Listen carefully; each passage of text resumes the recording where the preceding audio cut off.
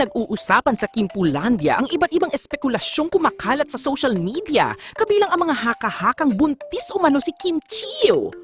Hanggang ngayon ay wala pa ring anumang opisyal na pahayag o paglilinaw ang aktres tungkol sa naturang usapin.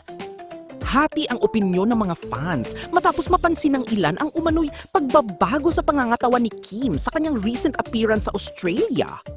May mga naniniwalang maaring may espesyal na dahilan ito, habang marami rin ang nagsasabing hindi dapat agad magbigay ng konklusyon batay lamang sa mga larawan o video, lalo na't normal ang pagbabago ng katawan at abala pa rin si Kim sa sunod-sunod na trabaho at commitments. Sa ngayon, nananatiling haka-haka lamang ang lahat ng ito dahil wala pang anumang kumpirmasyon mula kay Kim o sa kanyang kampo. Marami ring supporters ang nananawagang igalang ang privacy ng actress at iwasan ang pagpapakalat ng mga hindi pa napapatunayang impormasyon.